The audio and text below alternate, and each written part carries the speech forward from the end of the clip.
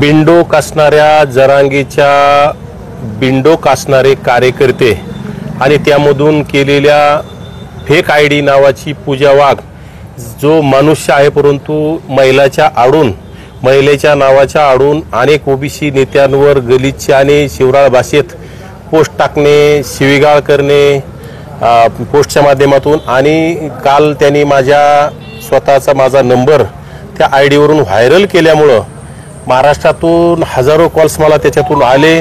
त्यामधून मला जीवे मारण्याच्या धमक्या काहींनी दिल्या, काहींना तुझा हात तोडू, पाय तोडू, तुला दिसल तिथं हाणू मारू। या सर्वांना मी कुणाच्या बापाला घाबरत नाही, घाबरणार नाही, यांच्या धमक्यांना मी भीक घालत नाही। परंतु माझी बिंडोक आणि बेवड्या जरांगीला विनंती आहे की तुझ्या बेवड्या लोकांना आवर त्यांनी घातला पाहिजे। विचाराची लढाई विचारांनी केली पाहिजे। तुम्ही दारू पिऊन जर शिव्या देत असताल तर आम्हाला सुद्धा ते आम्हाला करता येतं, परंतु आम्ही छत्रपती शिवरायांना, राजश्री शाहू महाराजांना, महात्मा फुलेंना, डॉक्टर बाबासाहेबांना मानणारे आहोत। अरे तुम्ही जर शिवरायांचे अवलादी म्हणून घेता आणि जर तुम्ही अशा शिव्या जर देत असतील तर छत्रपती शिवरायांना सुद्धा ती आवडणार नाही। मला तरी वाटतं ह्या छत्रपती शिवरायांच्या अवलादी नसतील, छत्रपती शिवरायांचे वंशज नसतील, छत्रपती शिवरायांचे मावळे नाहीत। हे खरं तरी निजामी मराठे आहेत जे 10% निजामाचा कुठतरी अवलादी असणारे हे कुठतरी अशा भाषा वापरतात। आज ही महाराष्ट्रामध्ये हुशार आणि अभ्यासू असणारा मराठा समाज असं कुठलंही कृत्य करू शकत नाही, परंतु ह्या बिंडोक जरांगेच्या नादी लागणारे 10% हे निजामी मराठे कुठतरी महिलांच्या बाबतीत असतील, कुठल्या बाबतीत असतील असे शिवीगाळ करण्याचं काम करतात। ही भाषा त्यांची अतिशय, यांना कोणीही मराठे म्हणू शकत नाही। अशा लोकांवर कारवाई झाली पाहिजे, नाहीतर मग तुम्ही जर अशा भाषा वापरता तर आम्ही सुद्धा इतर मागासवर्गीयापैकी ओबीसी मधील आहोत, आम्हाला सुद्धा शिवीगाळ करता येते, आम्हाला सगळ्या गोष्टी येतात, आमच्या पूर्वजापासून आम्हाला सगळ्या गोष्टी येतात, परंतु आम्ही छत्रपती शिवरायांना, फुले शाहू आंबेडकरांना मानणारे आहोत।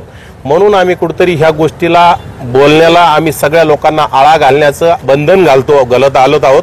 परंतु जरांगेने खरं तर अशी पिलावळ पाळलेली आहे। जरांगेच्या आदेशाने, जरांगेच्या इशाऱ्याने हे लोकांना माथे भडकावण्याचं, खरं तर जरांगेला मुंबईला जायचं कंटाळा आलाय, मुंबईला जायचं जीवावर आलेले, म्हणून असे काहीतरी वाद निर्माण करण्याचा जरांगेचा प्रयत्न, जरांगेला महाराष्ट्रात दंगल घडवायची आहे।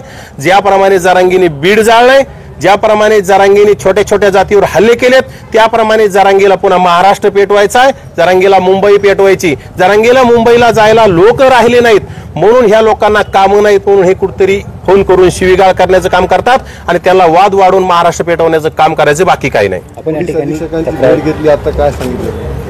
मी नक्कीच या जिल्ह्याचे पोलीस अधीक्षक सन्माननीय बन्सल साहेबांची भेट घेतली आणि त्यांना डिटेल्स पूर्ण देऊन टाकल्या। ज्या फोनवरून मला धमक्या आल्यात, ज्या फोनवरून मला जीवे मारण्याच्या धमक्या आल्या, ज्या फोनवरून मला शिवीगाळ करण्यात आली, ज्या फोनवरून माझा हात तोडू, पाय तोडू, हे सगळे वेळेसहित नंबर सहित त्यांना देण्यात आले। ज्या फोनवरून माझ्या कुटुंबाला इजा पोहोचू अशा धमक्या आल्या, त्या सर्वांचे नाव आणि हे सगळ्या गोष्टी पोलीस अधीक्षकांकडे मी नमूद केलेल्या आहेत आणि नक्कीच ह्या लोकांवर कारवाई नाही झाली तर येणाऱ्या काळात महाराष्ट्र पेटवल। आणि जर याच्यावर जर प्रशासनाने दुर्लक्ष केलं तर नक्कीच आम्हाला सुद्धा मग त्याच थराला जावं लागेल, आम्हाला सुद्धा त्यांच्यासारखाच विचार करून जशास तसं उत्तर द्यावं लागेल, परंतु आम्हाला ते आवडत नाही। आम्ही फुले शाहू आंबेडकरांच्या विचाराचे पाईक आहोत, आम्हाला ते योग्य वाटत नाही, म्हणून आम्ही त्या रस्त्याला जात नाहीत आणि आम्ही त्या रस्त्याला जात नाहीत म्हणून जर तुम्ही ह्या जर विचार करत असाल तर आम्हाला सुद्धा पर्यायानं तो मार्ग स्वीकारायला लागेल आणि तो जरांगेला परवडणारा नाही। जरांगेला अंतरवाली जाऊन जरांगेचं वस्त्रहरण करायला सुद्धा आम्ही येणाऱ्या काळात घाबरणार नाही। त्यामुळे जरांगेने जास्त